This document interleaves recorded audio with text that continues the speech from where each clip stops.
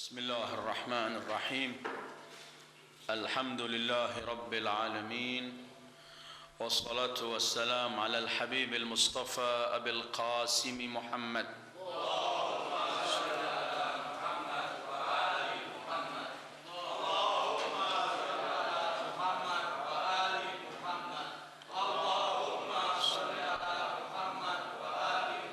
وآله الطيبين الطاهرين ولا حول ولا قوة إلا بالله العلي العظيم اللهم بحق محمد وآل محمد عليك صل على محمد وآل محمد وارزقنا ووالدينا وأزواجنا وأولادنا وذرياتنا من بعدنا حب محمد وآل محمد اللهم أحينا على ذلك وأمتنا على ذلك واحشرنا في زمرة من أحب محمدا وآل محمد مع محمد وآله يا كريم أعوذ بالله من الشيطان الرجيم بسم الله الرحمن الرحيم ألف لام ميم ذلك الكتاب لا ريب فيه هدى للمتقين صدق الله العلي العظيم أيها الإخوة السلام عليكم ورحمة الله وبركاته.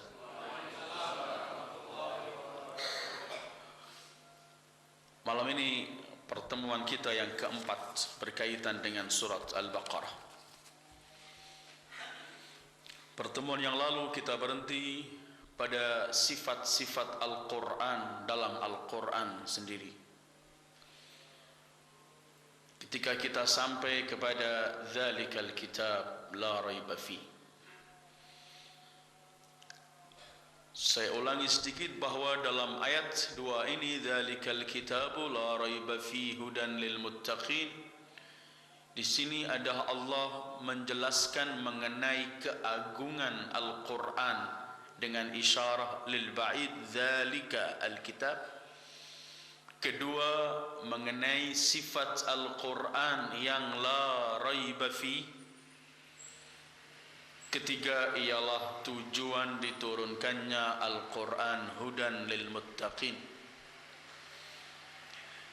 Kita telah bahas berkaitan dengan Dzalikal Kitab la raiba fi. Kalau la raiba fi termasuk salah satu sifat Al-Quran, bahwa isi kandungan Al-Quran semuanya adanya penuh dengan keyakinan dan semuanya adalah murni keyakinan, tidak tercampur sedikit pun dengan keraguan. Kemarin saya sebut bahwa ketika Allah mengawali sifatnya dalam Al-Quran, menafikan semua keraguan Al-Quran, itu artinya Allah ingin, ketika kita ingin mempraktekkan isi Al-Quran dan kandungan Al-Quran berkaitan dengan perintah dan larangannya, maka pertama yang harus kita buang dari benak kita bahwa Quran yang Allah jadikan sebagai pegangan hidup kita ini ialah seluruh kandungannya tidak ada yang meragukan, semuanya hak. Karena dari Allah, bil haqqi anzalnahu wa bil haqqi nazal. Minggu yang lalu saya sebutkan juga bahwa orang tidak pernah bakal mampu melakukan sesuatu, mempraktekkan sesuatu kalau masih ada di benaknya berkaitan dengan sesuatu itu keraguan yang ada di hatinya. Orang yang ragu selamanya tidak pernah bisa melaksanakan sesuatu.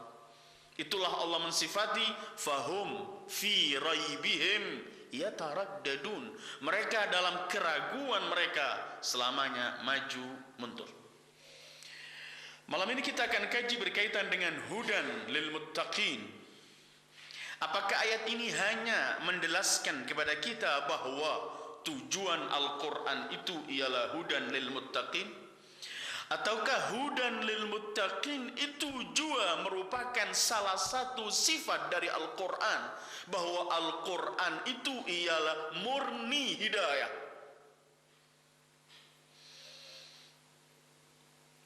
Kalau kita pernah sebutkan bahwa Al-Quran itu murni al-haq, karena Al-Quran adalah dari Allah, Al-Quran adalah kalamullah, maka semua yang dinisbatkan kepada Allah pasti akan memiliki sifat yang dimiliki oleh Allah. Kalau kita menyebutkan firman Allah, Allah menamakan dirinya dzalikumullahu rabbukumul haq, famadza ba'dal haqqi illa dhalal. Maka Al-Quran yang Allah sebagai kalamullah, Allah menyebutkan Al-Quran kalamullah, wa in ahadun minal musyrikin astajaraka fa'ajirhu hatta yasma'a kalamullah. Kalau Allah huwal haq, kalamullah juga al-haq, karena selalu ada hubungan antara pekerjaan sesuatu dengan yang mengerjakan. Karena Allah menyebutkan begitu, kullun ya'malu ala syakilatih. Ada hubungan erat antara pekerjaan, perbuatan dengan yang melaksanakan. Kalau ini datangnya dari Allah, merupakan kalamullah, maka haruslah memiliki sifat yang dimiliki oleh Allah. Bil haqqi anzalna wa bil haqqi nazal. Dan selain al-haq, maka penuh ada kekeliruan, kesesatan. Karena itu Allah mengatakan, famadza ba'dal haqqi illa dhalal. Maka Al-Quran merupakan huda, petunjuk dari Allah. Bukan hanya berarti di dalam Al-Quran ada petunjuk dari Allah, itu nanti. Tetapi Al-Quran itu sendiri merupakan huda. Apabila kita ingin mencari sesuatu yang murni kebenaran, murni hidayah, tanpa tercampur sesuatu, maka itu Al-Quran. Kalau Allah menyebutkan Al-Quran itu nur, maka tidak pernah nur, cahaya akan kumpul dengan kegelapan. Kalau Allah menamakan Al-Quran huda sebagai petunjuk, maka huda, petunjuk, tidak pernah tercampur dengan kesesatan, harus murni. Itulah Allah dalam beberapa ayat Al-Quran akan saya bawa malam ini.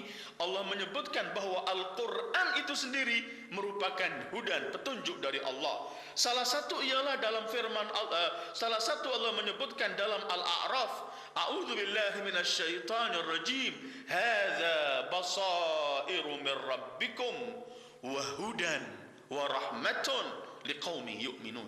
Bahwa Al-Quran ini merupakan hujaj, bukti-bukti, dalil-dalil, argumen-argumen yang benar, kuat dari Allah, dan Quran itu huda, petunjuk.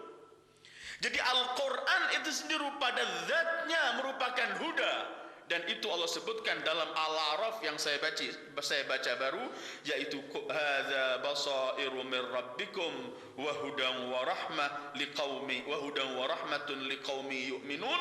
Atau kita bisa menemukan dalam surat Yunus ayat 57 Allah menyebutkan juga a'udzubillahi minasyaitonir rajim,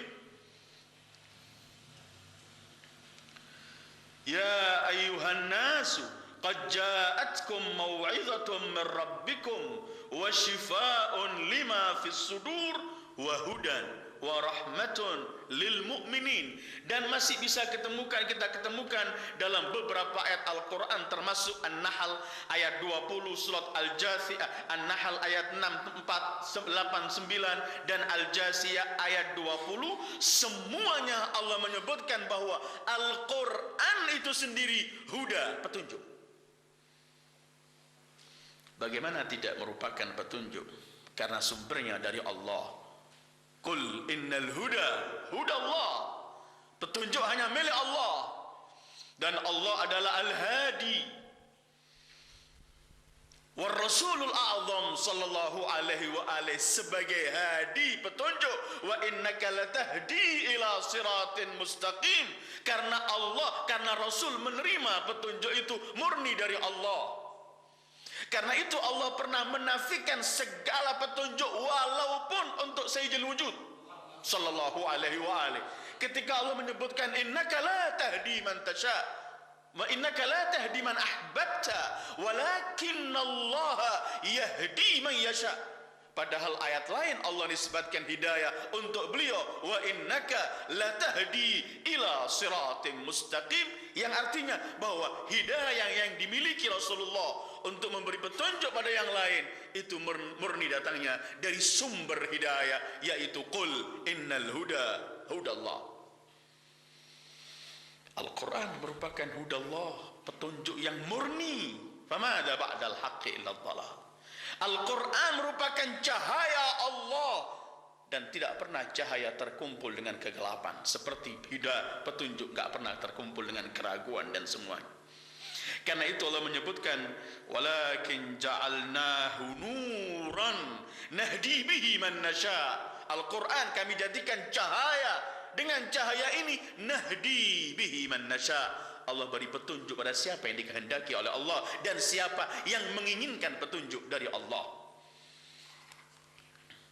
Memang kegelapan itu ada, keraguan itu ada dalam wujud ini.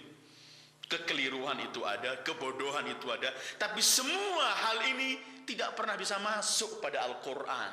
Al-Quran terbentengi dari semua ini karena Al-Quran murni sebagai huda, seperti yang kita baca malam ini. Dzalikal kitab la raiba fi hudan lil muttaqin.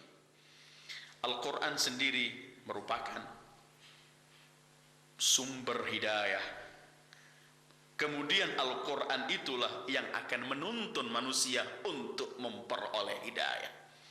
Bagaimana tidak? Karena Al-Quran nggak pernah tercampur oleh kebatilan sedikit pun, dari manapun nggak pernah tercampur. Gamblang Allah mensifati Al-Quran, la ya'tihil batil min baini yadayhi wala min khalfih tanzilun min hakimin hamid. Tidak pernah tercampur sedikit pun kebatilan. Kebatilan itu di wujud ada, kegelapan di wujud ada, kebodohan ada, tapi semua itu tidak pernah akan masuk karena Al-Quran telah dibentengi oleh Allah. Bil haqqi anzalna wa bil haqqi nazal. Al-Quran, karena itu kemudian Allah mensifati Al-Quran ini sesuatu yang berat dan tidak pernah sesuatu yang selain, nggak pernah kegelapan dan kebodohan dan apapun kebatilan semuanya masuk kepada sesuatu yang berat ini. Inna sanulqi alaika qawlan thaqila. Bobot begitu kuat sehingga tidak pernah akan termasuk sesuatu. Walaupun memang Al-Quran itu seiring dengan fitrah naluri manusia, sehingga Al-Quran itu akan menjadi mudah ketika sampai pada manusia karena Allah telah memberikan bekal manusia dengan fitrah, yang fitrah itu kelak akan seiring serasi dengan Al-Quran. Karena itu kemudian Allah yang ketika mengatakan Quran itu tsaqil, tapi dalam waktu yang sama Quran untuk orang yang masih memiliki fitrahnya, naluri benarnya, Quran itu akan mudah. Walaqad yassarna lil Quran, walaqad yassarna Al-Qur'ana lidzikri fahal min muddakir. Kami telah mudahkan Al-Quran ini. Al-Quran adalah sumber hidayah. Karena itu kemudian Al-Quran jauh dari seluruh keraguan. Bukan cuma jauh dari keraguan, kebodohan, kekeliruan, kegelapan. Bahkan Al-Quran ialah yang menjaga seluruh ketentuan dan kebenaran. Allah menamakan Al-Quran ini dibandingkan kitab-kitab sebelum Al-Quran sebagai muhaiminan, yang mengatur, yang mengoreksi seluruh kitab-kitab terdahulu. Yatlu suhufan mutahharah fiha kutubun qayyimah. Itulah salah satu sifat Al-Quran. Dan Al-Quran pasti terjaga karena Allah tidak pernah menitipkan Al-Quran pada siapapun seperti kitab-kitab yang terdahulu. Karena itu kitab-kitab terdahulu bisa kemasukan sesuatu, tapi Al-Quran oleh Allah tidak pernah dititipkan oleh siapapun. Al-Quran oleh Allah, Allah yang menurunkan, Allah yang menjaga. Memang Allah gandengkan Al-Quran. Allah ciptakan beberapa makhluk Allah sebagai gandengan Al-Quran. Tetapi Al-Quran itu dijaga oleh Allah. Dan yang dijaga oleh Allah pasti semenjak mulai turun dan terus berjalan sampai hari kiamat, tidak pernah tercampur kebatilan, kegelapan, kebodohan, keraguan. Karena inna nahnu nazzalna dzikra wa inna lahu lahafizun. Al-Quran. Wah, kepada siapa sih Allah turunkan Al-Quran? Al-Quran di sananya disentuh hanyalah para malaikat-malaikat yang suci. Seperti Allah sebutkan dalam beberapa ayat. Fi suhufin mukarramah marfu'atin mutahharah bi aidi safara kiramin barara. Dan Al-Quran ini ketika turun, seperti yang sering saya ulang-ulangi, Quran ini nggak pernah bisa sampai kepada manusia kalau nggak difilter dulu oleh hati Rasulullah SAW. Tidak mampu makhluk menerima kandungan hakikat Al-Quran kecuali qalbul Habibil Mustafa SAW. Dari beliau baru mampu keluar ke lainnya. Nazala bihi ruhul amin ala qalbika litakuna minal mundir. Hati yang menerima Al-Quran ini ialah hati yang tidak ada di hati itu kecuali Allah. Ma kadzabal fuadu ma ra'a. Begitu Allah mensifati hati Rasulullah sallallahu alaihi wa alihi. Inilah Al-Quran yang dalamnya seluruh arti kebenaran, dan Al-Quran itu pada zatnya sendiri sumber hidayah, membawa manusia kepada hidayah. Karena itu kemudian ada ungkapan indah dari Al-Imam As-Sajjad Ali Zainal Abidin alaihi salam. Beliau pernah menyebutkan begini, kalau seluruh makhluk Allah ini dari timur sampai barat semuanya mati, dunia ini nggak ada lagi, dan aku sendiri di dunia, aku nggak pernah merasa asing di dunia selagi Quran masih bersamaku. Kalau habis seluruh manusia nggak peduli. Ungkapan indah beliau begini alaihi salam, "Law mata man bainal masyriq wal maghrib lamastauhasht ba'da an yakuna al-Qur'an ma'i." Coba yang di timur maupun yang di barat, antara timur dan barat semua mati, aku nggak pernah menjadi merasa gersang hidup ini selagi Quran masih bersamaku. Hudan lil muttaqin. Maka Al-Quran itu sendiri merupakan sumber hidayah. Karena itu dalam beberapa ungkapan Al-Imam Ali bin Abi Thalib, beliau menyebutkan, siapa yang mencari petunjuk tidak melalui Al-Quran, ia tidak pernah mendapatkan kecuali kesesatan. Karena sumbernya di sini. Maka Quran itu sendiri merupakan sumber hidayah, dan kemudian Quran itulah yang menggiring manusia untuk memperoleh hidayah. Malam ini saya tidak akan rinci lagi mengenai hidayah. Dalam surat Fatihah masih bisa dikaji. Entah berapa kaset kita bicarakan mengenai arti hidayah dan pembagian hidayah. Walaupun sekilas bahwa hidayah itu ialah ad-dilalah, menunjuk jalan. Dan pernah kita sebutkan kemarin, hidayah pernah dibagi dengan hidayah takwiniyah, hidayah tasyri'iyah. Bahwa segala ciptaan Allah ini ketika Allah ciptakan, pasti Allah beri petunjuk untuk sampai memperoleh kesempurnaannya. Alladzi khalaqa fasawwa walladzi qaddara fahada. Semua makhluk Allah di wujud ini, apapun bentuknya, pasti oleh Allah diberi jalan, diberi petunjuk untuk memperoleh hidayah sampai pada tujuannya. Tetapi Al-Quran dalam ayat yang sedang kita baca ini, Allah menyebutkan hudan lil muttaqin, sebagai petunjuk bagi mereka orang-orang yang bertakwa. Padahal dalam ayat-ayat lain Al-Quran sebagai petunjuk untuk seluruh umat manusia.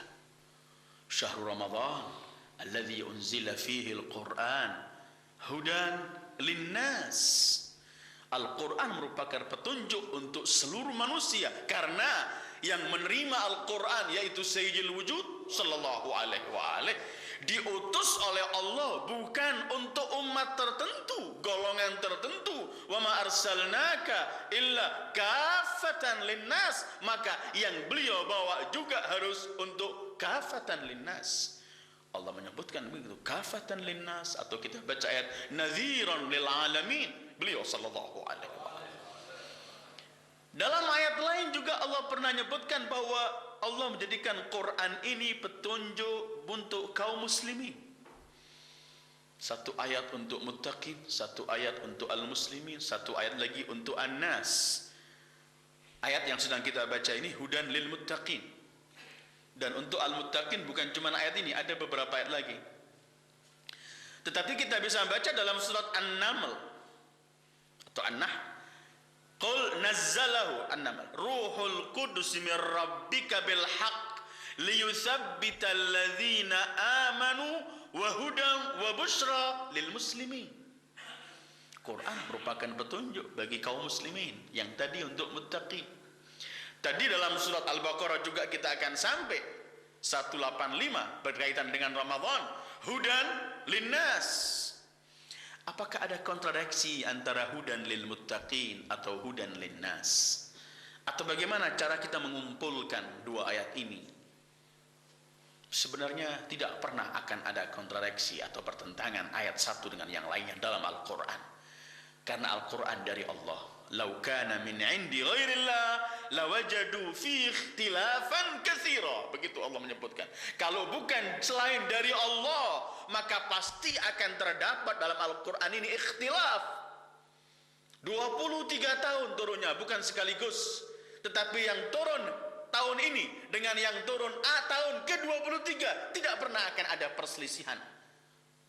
Lau kana min indi ghairillah lawajadu fi ikhtilafan katsira. Begitu ketentuan Allah. Kalau bukan selain dari Allah, maka pasti akan terjadi ikhtilafan katsira. Yang kita omongkan hari ini mungkin minggu depan berbeda, bulan depan berbeda, tahun depan apalagi sampai 20 tahun. Selagi min indillah, selagi Quran dari Allah, maka tidak pernah akan terjadi ikhtilaf sama sekali. Dalam rangka berkaitan dengan hudan lil muttaqin, dengan hudan lil nas, hudan lil muslimin, hudan lil nas, para mufassiri menyebutkan begini, antara lain, ayat ini tidak ingin menyebutkan bahwa berkaitan Quran itu petunjuk untuk muttaqin atau untuk nas. Tetapi Al-Quran ingin menunjukkan siapa yang akan mengambil manfaat dari Al-Quran tersebut. Al-Quran ini yang akan mengambil keuntungannya, manfaatnya, kandungannya, ilmunya, rahasianya siapa? Allah sebutkan yang bisa mengambil itu cuman al-muttaqin. Artinya Allah sebutkan al-muttaqin padahal ayat lain hudan linnas, karena memang Al-Quran Allah turunkan untuk seluruh umat manusia, hudan linnas, tetapi bukan seluruh umat manusia akan mengambil manfaat kandungan Al-Quran yang mengambil kebenaran, keindahan, keagungan dan rahasia Al-Quran cumanlah al-muttaqin. Seperti kalau kita mengatakan matahari terbit untuk seluruh umat manusia. Tetapi untuk siapa? Untuk yang melek matanya, yang buta nggak pernah menampakkan matahari, keterangan matahari. Padahal matahari untuk semuanya. Begitu juga Al-Quran, Allah turunkan Al-Quran hudan linnas. Tetapi siapa yang akan membawa manfaat Al-Quran, mengambil keindahan Al-Quran, petunjuk dari Al-Quran? Hanya mereka, orang-orang yang bertakwa.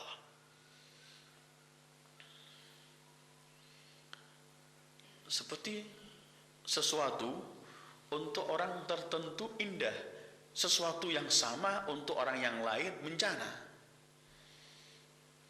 Mungkin ada obat ketika Anda diberi oleh seseorang dokter atau siapa obat ini sebagai vitamin entah atau apa. Ketika badan Anda fit, maka ini membawa Anda obat tersebut kepada kebaikan.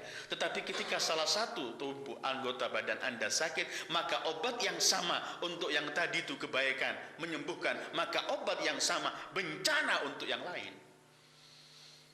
Karena itu Allah menyebutkan dalam Al-Quran begini, semuakah orang menerima Al-Quran sebagai petunjuk barakah, kitabun mubarakun, ataukah ada makhluk-makhluk tertentu melihat Al-Quran dan mendekatkan diri kepada Al-Quran, tetapi mereka tidak pernah mendapatkan keagungan Al-Quran, tetapi malah mendapatkan bencana Al-Quran. Allah menyebutkan begini, a'udzubillahi minasyaitonir rajim. Wa nunazzilu minal Qur'ani ma huwa shifaa'un wa rahmatun lil mu'minin. Kami turunkan Al-Qur'an yang merupakan obat dan rahmat untuk kaum mukminin. Tetapi untuk selain kaum mukminin, bagaimana ayat terusannya? Ayat terusannya, wa nunazzilu minal Qur'ani ma huwa shifaa'un wa rahmatun lil mu'minin wa la yazidul zalimina illa khasara. Tetapi Al-Quran yang sama, yang merupakan rahmah dan syifa lil mu'minin, Al-Quran yang sama bagi mereka yang zalim, mereka enggak mendapatkan kecuali khasara, kerugian dan bencana di balik Al-Quran. Untuk orang zalim, kita lepas dari orang zalim, lepas dari orang kafir, lepas dari orang-orang yang menyimpang dari Al-Quran. Ayyuhal ikhwah, Quran ini kalau kita baca, kita sebutkan kemarin pahalanya 1 huruf 10 dan banyak pahala-pahala Al-Quran, sehingga nanti di hari kiamat derajat dan kedudukan surga itu tergantung derajat ayat Al-Quran yang kita baca. Karena nanti Allah akan menyebutkan dalam hadis-hadis yang sahih, Iqra warqa, Iqra warqa, bacalah Quran dan naiklah tingkat berikutnya, terus begitu. Tetapi Al-Quran yang sama, yang merupakan syifa'un wa rahmatun wa huda, yang merupakan pahalanya besar, yang menjadi kedudukan surga mengikuti huruf dan ayat-ayat ini, Al-Quran yang sama ini menjadi bencana besar. Bagi siapa? Coba kita dengungkan sabda Rasulullah, Rubba qari'il Quran wal Quranu yal'anuh. Berapa banyak orang mengkaji Al-Quran sementara Al-Quran itu sendiri melaknatnya. Wa na'udzubillah. Quran yang sama. Bagi yang mempraktekkannya, mengamalkannya, menerima hukum-hukumnya, membaca dengan penuh khusyuknya, ini merupakan pahala dan kedudukan besar. Quran yang sama dibaca, tapi yang membaca menginjak-injak kandungannya, syariatnya, merubah hukumnya dan semuanya. Quran yang sama menjadi bencana baginya. Rubba qari'il Quran wal Quranu yal'an. Semoga Allah menyelamatkan kita dari itu.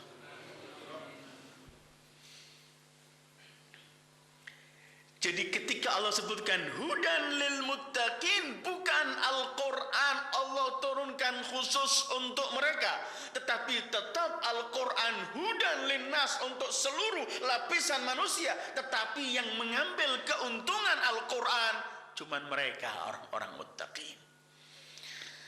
Dan semacam ini dalam Al-Quran banyak ayat-ayatnya. Mungkin kita pernah mendengarkan firman Allah dalam surat Taha, Taha ma anzalna 'alaikal Qur'an litashqa illa tadhkiratan liman yakhsha. Allah, kami enggak menurunkan Al-Quran agar kamu tashqa, celaka, mendapatkan kesulitan dan semuanya. Al-Quran ini sebagai tadhkirah, peringatan. Bagi siapa? Liman yakhsha, bagi yang takut. Yang enggak takut enggak pernah mendapatkan Al-Quran, teguran Al-Quran dan apapun enggak berarti. Kita saja, kita jauh dari, kita enggak menyebut yang jauh-jauh. Kita dalam kehidupan kita mendengar Allah mendengarkan dalam Al-Quran dan kita baca, mungkin Allah mensifati orang-orang mukmin yang sejati itu, kalau dibaca Al-Quran mereka nangis. Mereka bukan nangis apa? Nangis salah satu. Mereka apa? Tambah iman pada Allah. Datuliyat alaihim ayat zadatuhum iman. Tetapi Quran yang sama bagi orang-orang tertentu dibacakan bukan malah menambah imannya. Kita ngobrol, kita dengarkan pun tidak kadang-kadang. Coba kita lihat dalam haflah-haflah kita, Al-Quran dibaca, yang rokok tetap merokok, yang ngumpat orang di samping tetap mengumpat. Ini Al-Quran dibaca, padahal Al-Quran mengatakan فَإِذَا قُرِئَ الْقُرْآنِ فَاسْتَمِعُوا لَهُ وَأَنْصِتُوا لَعَلَّكُمْ تُرْحَمُونَ. Bagi yang mendengarkan begitu pahalanya, bagi begini Al-Quran yang sama, tapi yang menerima berbeda. Al-Quran yang sama, hudan linnas, tetapi yang mengambil manfaat dan keuntungan Al-Quran berbeda. Hudan lil muttaqin. Taha ma anzalna 'alaikal Qur'ana litashqa illa tadhkiratan liman yakhsha. Innama tunziru man ittaba'a dzikra. Begitu dalam surat Yasin. Kamu bisa memberikan pelajaran bagi mereka yang mau mendengarkan. Atau ketika kita berbicara mengenai hari kiamat, orang yang beriman dengan hari kiamat takut melihat hari kiamat, tapi yang nggak percaya tidak ada sesuatu. Karena itu bagi siapa Allah menyebutkan dahsyatnya hari kiamat, di balik hari kiamat, innama anta munziru man yakhshaha. Kamu hanya memberi peringatan mengenai hari kiamat bagi yang takut pada hari itu. Bagi yang nggak takut, innama yasta'jilun, kata Allah. Mereka sungguh cepat-cepat, kapan kiamat ini? Begitu Al-Quran menggambarkan. Atau dan semacam itu banyak sekali ayat-ayatnya. Fadzakir in nafa'atiz dzikra sayadzakkaru man yakhsha. Kamu terus menyampaikan ya Rasulullah, menegur. Tetapi yang akan mengambil pelajaran ini cuma mereka yang takut. Dari mana datangnya takut? Dari al-iman, dari kepercayaan yang mereka percayai. Ini jawaban pertama untuk mengumpulkan antara ayat hudan linnas dengan hudan lil muttaqin atau hudan lil muslimin. Sekali lagi, untuk semuanya, tetapi yang akan mengambil manfaat itu adalah mereka, orang-orang yang bertakwa. Tapi ada satu ungkapan indah. Ungkapan ini disebut oleh Fakhrur Razi dalam tafsirnya, juga disebut oleh Sadrul Muta'allihin dalam tafsirnya. Ungkapannya begini: kedudukan orang yang bertakwa itu tinggi di sisi Allah. Nanti ketika kita sampai berkaitan dengan takwa, kita akan bahas takwa. Cuma masih berkaitan dengan huda. Fakhrur Razi dan Sadrul Muta'allihin menyebutkan nuktah ini, kedudukan orang muttaqin itu tinggi. Kalau kiranya dalam Al-Quran tidak ada pujian mengenai orang-orang bertakwa dengan ayat-ayat yang begitu banyak. Kalau cuman ayat ini saja cukup merupakan satu kebanggaan besar, menunjukkan besarnya kedudukan orang-orang yang muttaqin. Karena apa? Simple, mereka mengatakan Allah menyebutkan Al-Quran ini hudan linnas, sebagai petunjuk untuk seluruh umat manusia. Tetapi dalam ayat ini Allah sebutkan hudan lil muttaqin, petunjuk bagi mereka orang-orang yang bertakwa. Seakan-akan menurut mereka bahwa manusia yang disebut manusia itu cuman muttaqin, yang belum muttaqin bukan manusia. Begini mereka mengatakan, "Lau lam yakun lil muttaqin fadlun illa ma fi qawlihi ta'ala hudan lil muttaqin lakafahum." Cukup bagi mereka kemuliaan ini. Kenapa? Li'annahu ta'ala qad bayyana anna al-Qur'an hudan linnas. Karena Allah menyebutkan Quran sebagai petunjuk untuk manusia. Kemudian Allah menyebutkan bahwa Al-Quran itu hudan lil muttaqin. Fahadha yadullu ala annal muttaqina humun nas. Faman la yakunu muttaqiyan ka'annahu laysa binas. Ini menunjukkan bahwa orang-orang muttaqin itulah manusia. Yang selain muttaqin seakan-akan bukan manusia. Tapi ini juga perlu direnungkan ungkapan ini. Ungkapan indah sebenarnya ini. Karena begini, kita perlu memang memahami istilah-istilah Al-Quran. Karena kadang-kadang istilah Al-Quran ini berbeda dengan istilah yang umum yang menjadi populer di antara kita. Istilah Al-Quran, istilah hadis Rasul, aqwalul a'immah, ada mempunyai kandungan-kandungan istilah tersendiri yang kadang-kadang berbeda dengan istilah yang kita fahami di tengah-tengah kita. Satu contoh, Al-Quran ketika memberikan definisi kepada kita atau ketika menjelaskan kepada kita apa sih ilmu itu, apa sebenarnya orang yang berilmu itu, orang alim, Al-Quran mengungkapkan begini, a'udzubillahi minasyaitonirrajim, innama yakhshallaha min ibadihi al-ulama, bahwa orang yang benar-benar takut kepada Allah itu cuman ulama. Artinya ini merupakan satu istilah baru bahwa ilmu itu harus bergandengan dengan rasa takut kepada Allah. Dan semua ilmu yang tidak bergandengan membawa takut pada Allah, walaupun dalam istilah manusia itu disebut ilmu dan yang memiliki disebut alim, tetapi menurut Al-Quran itu jahal, kebodohan. Ini istilah Al-Quran. Jadi yang disebut orang berilmu itu adalah yang harus bergandengan dengan al-khasyah kepada Allah. Kalau sampai ada tabir daripada A'immatul Adhar Imam Ali, kalau manusia memiliki ilmu paling tinggi sehingga bisa membelah rambutnya, satu contoh sesuatu yang mustahil dalam ilmu yang ia miliki, tetapi tidak membawa dia takut kepada Allah, itu tetap bodoh dan dia nggak mengetahui sesuatu. Istilah ulama adalah orang yang bergandengan dengan takut pada Allah. Ulama bukan cuma yang disanjung orang, itu istilah kita.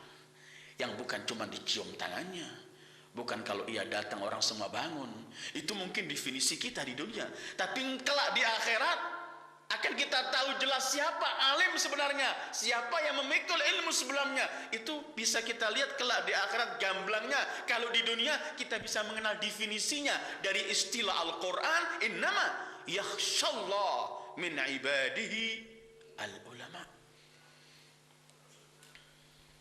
Karena itu Imam Ali pernah mengungkapkan, orang yang ilmunya tambah tetapi tidak pernah tambah memperoleh hidayah dan mendekatkan diri pada Allah, nampaknya ia memiliki ilmu, nampaknya ia memperoleh hidayah, tapi sebenarnya ia sedang hidup dalam kesesatan dan jauh dari Allah, wa na'udzubillah.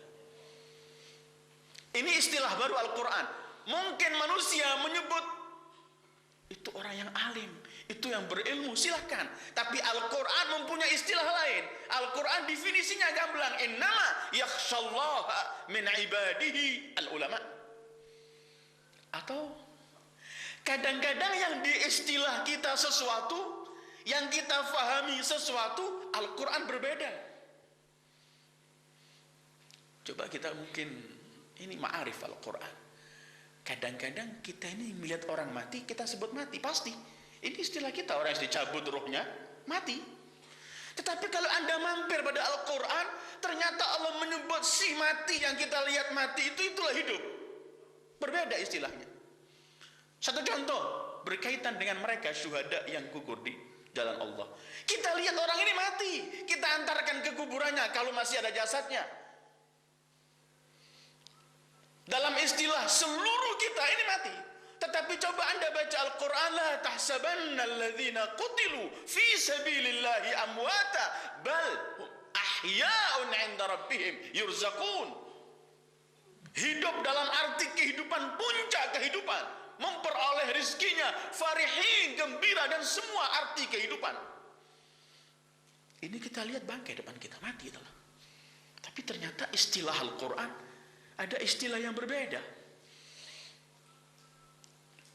Orang siapa yang berilmu itu?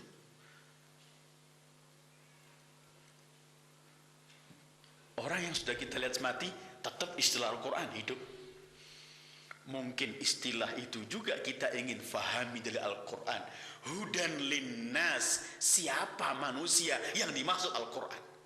Kalau kita anggap nggak pertentangan antara hudan lil muttaqin dengan hudan linnas. Tadi tafsiran pertama hudan linnas memang, tapi al muttaqin yang mengambil manfaat. Kalau kita tetap mengatakan tetap Al-Quran hudan linnas, mungkin istilah an-nas itu berbeda dalam istilah Al-Quran dengan istilah kita. Satu contoh, kehidupan kan beragam, bermacam-macam. Ada kehidupan dalam tumbuh-tumbuhan, ada kehidupan hayawan, kehidupan manusia, masing-masing namanya hidup. Tetapi Al-Quran memiliki definisi hidup berbeda. Tadi definisi orang yang sudah mati tetap dianggap hidup. Ternyata kehidupan itu sendiri menurut Al-Quran mempunyai definisi lain. A'udzu billahi minasyaitonir rajim. Ya ayyuhalladzina amanu istajibu lillahi walir rasuli idza da'akum lima yuhyikum. Hai orang-orang yang beriman, sahutilah Allah dan Rasulnya ketika mengajak kalian untuk kehidupan kalian. Al-Quran ini menjelaskan kepada kita siapakah orang yang hidup sebenarnya. Orang yang hidup sebenarnya yang menerima kandungan Al-Quran, yang bertolak belakang, bertentangan dan menolak Al-Quran menurut istilah Al-Quran. Bukan orang manusia hidup itu, walaupun kita namakan ia hidup. Dan walaupun dia nggak sadar kalau dia mayit. Kapan dia sadarnya? Kelak yauma tublas sarair, hari kiamat. Karena itu kadang-kadang istilah melek, buta dan tidak dalam Al-Quran berbeda. Ketika Allah mengatakan innaha la ta'mal absar walakin ta'mal qulub allati fis sudur. Bukan mata ini, mata kepala yang buta, tapi mata hati yang buta. Ada istilah lain dalam Al-Quran. Ada satu ayat dalam Al-Quran, Al-An'am, Allah menyebutkan si kafir itu mayit. Ini istilah Al-Quran. A'udzu billahi minasyaitonir rajim. Afaman kana mayitan fa ahyainahu wa ja'alna lahu nuran yamshi bihi fin nas kaman mathaluhu fi dhulumat ila akhir ayat. Afaman kana mayitan, seluruh mufassirin bersepakat afaman kana kafiran fa ahyainahu fa hadainahu ilal Islam.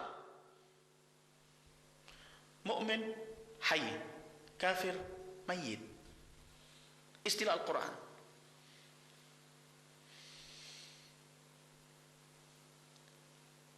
Imam Ali pernah menggambarkan ini, salamullahi alaih. Fassuratu suratu insan wal qalbu qalbu hayawan dzalika mayyitul ahya'i. Bentuknya bentuk manusia, hatinya hati binatang. Itulah yang disebut mayyitul ahya, bangkai, mayit, tapi dalam tengah-tengah orang yang hidup. Laisal mayyitu man mata fastaraha bimayyitin innamal mayyitu mayyitul ahya. Begitu seorang syair pernah mengungkapkan. Qalbu suratu insan, qalbu hayawan. Itu yang disebut oleh Allah, mereka itu adalah hayawan, bahkan lebih sesat. Laqad dara'na li jahannama katsiran minal ins wal jinn. Lahum qulubun la yafqahuna biha, wa lahum a'yunun la yubsiruna biha, wa lahum adhanun la yasma'una biha. Ulaika kal an'ami bal hum adall. Allah menyebutkan orang-orang yang berpaling dari Allah ini diberi hati, diberi akal untuk merenungkan, tapi mereka nggak gunakan. Diberi penglihatan untuk melihat yang hak, yang benar, menyampaikan kepada Allah, mereka nggak gunakan. Diberi alat pendengaran untuk mendengarkan yang hak yang dibawa oleh para anbiya, mendengarkan kebenaran, membawa mereka kepada Allah, mereka nggak gunakan. Apa Allah stempel mereka? Ulaika kal an'am bal hum adall. Lebih sesat dari hayawan menurut Allah. Manusia hayy tapi mayit.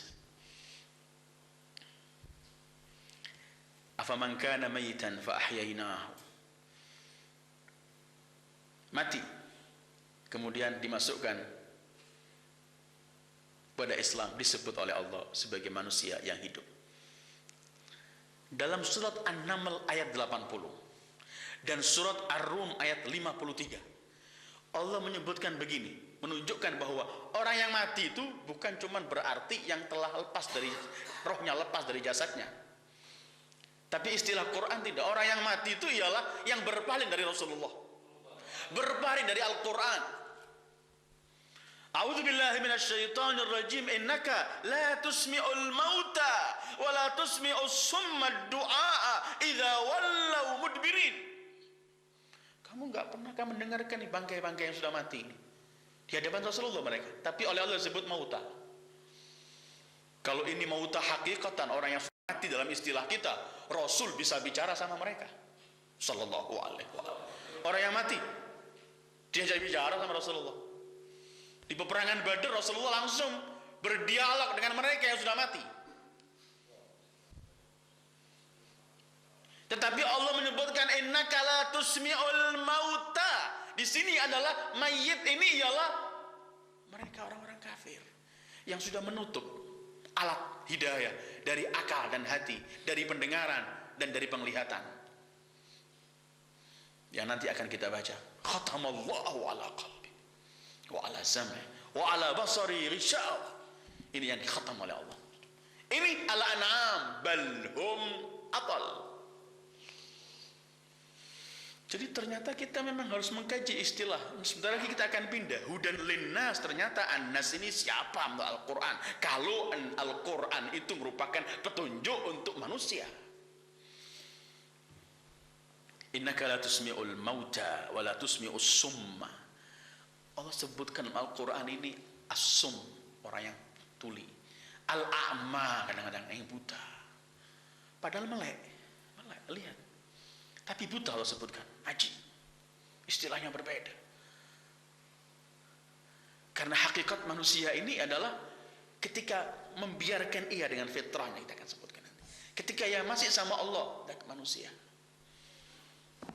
Nah, fasuratu suratu insan wal qalbu qalbu hayawan. Dzalika mayyitul ahya'i. Imam Ali ketika mengomentari kal an'am, manusia tapi oleh disebut seperti binatang. Imam Ali mengomentari binatang begini, hammuha alafuha. Binatang itu yang disibukkan ialah cuma makanannya. Ini yang pernah kita kaji dalam pengajian kita entah berapa tahun lalu, ketika Imam Bagir berkata, aku heran manusia kalau mau makan sibuk mencari cahaya lampu, takut yang dimasukkan nanti akan menjadi penyakit untuk badannya, tapi nggak pernah melihat apa yang ia masukkan untuk jiwanya, untuk membersihkan jiwanya. Ulaika kal an'ami bal hum adall. Ternyata manusia yang hayyun, hidup dalam istilah manusia belum tentu itu manusia yang hayyun, hidup menurut Allah. Karena banyak yang hidup tetapi menurut Allah mayyit. Yang berpaling dari Al-Quran itu disebut oleh Allah mati, bangkai. Tapi dia nggak pernah faham kalau dirinya mati. Kapan dia akan faham? Kelak ketika kembali kepada Allah, ketika di hari tidak ada lagi tutup menutup, semua nampak aslinya. Yauma tublas sarair, seluruh isi kandungan rahasia terbuka.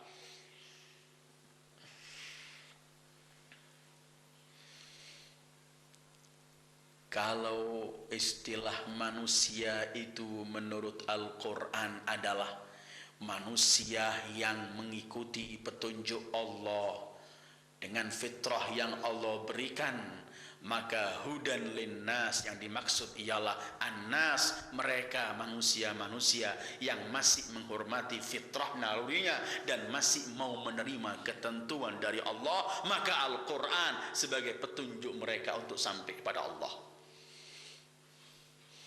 Jadi ini jawaban pertama adalah yang disebut al-hudan lil muttaqin setelah hudan linnas adalah hudan lil muttaqin, karena yang mengambil manfaat dari Al-Quran cuman al-muttaqin, walaupun Al-Quran untuk seluruh umat manusia.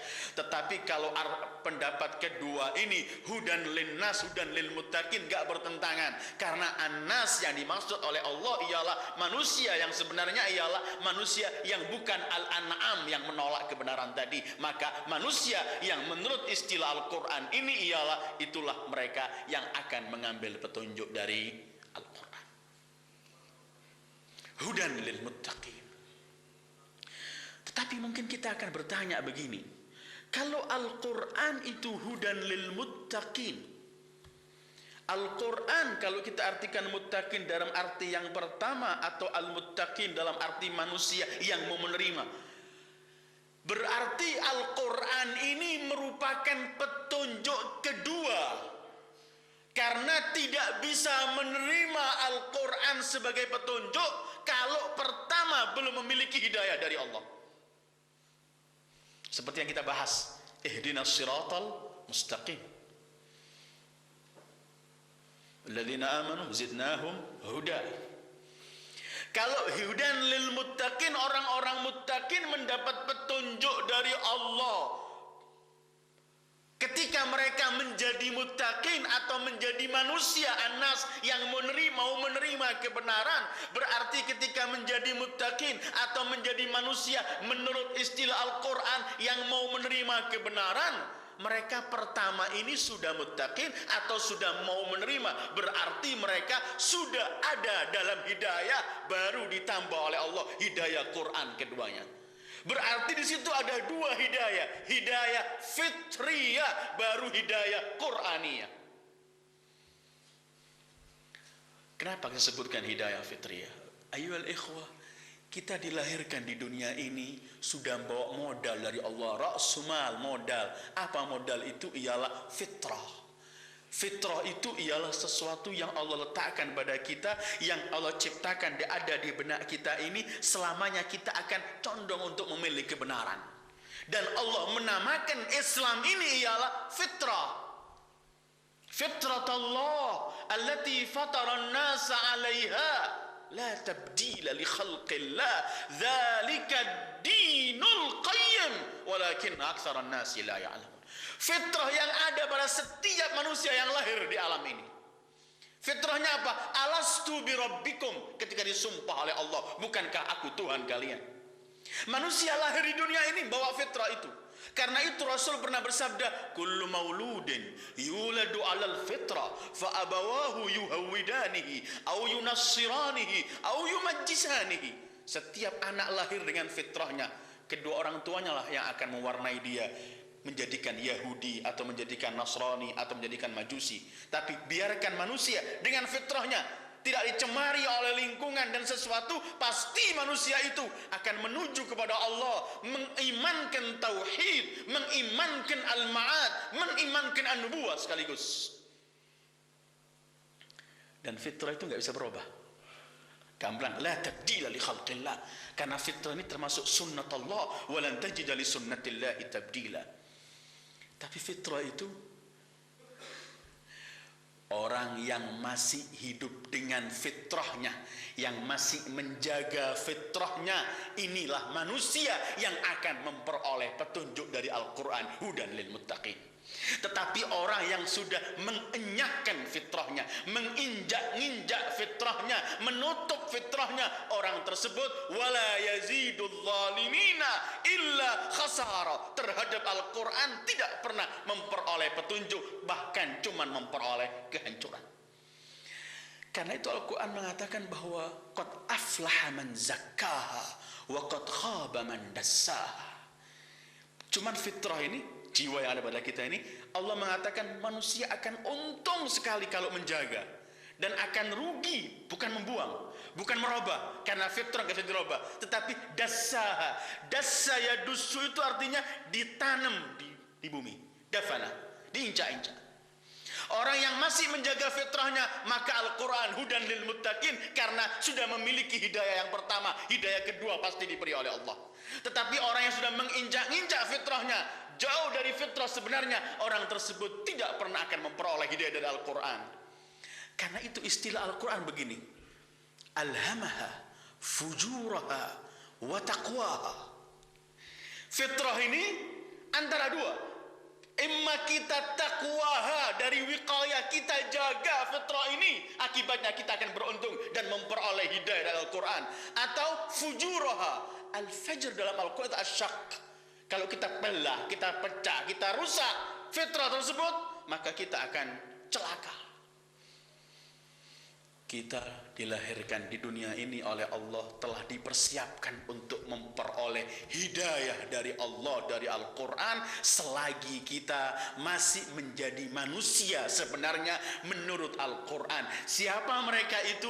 Yang masih menjaga naluri dan fitrahnya, karena fitrah itu pasti akan mengajak ia kepada agama yang benar, fitrat Allah allati fatara an-nasa 'alaiha la tabdila li khalqillah dzalika ad-dinul qayyim walakinna aktsaran nasi la ya'lamun. Ayyuhal ikhwah, malam ini kita sampai kepada hudan lil muttaqin, tapi kita belum membicarakan siapakah mereka al-muttaqin. Itu mungkin pertemuan-pertemuan berikutnya. Tetapi dari kalimat hudan lil muttaqin kita sudah pahami bahwa Al-Quran itu sendiri sumber hidayah, dan Al-Quran itu menuntun manusia untuk memperoleh hidayah. Kemudian perbedaan antara muttaqin dengan an-nas dengan dua jawaban di atas, dan manusia ternyata menurut Al-Quran yang sebenarnya ialah manusia yang masih menghormati fitrahnya, yang masih menjaga fitrahnya. Yang sudah tidak menjaga fitrahnya lagi, itu disebut oleh Allah ulaika kal an'ami bal hum adall.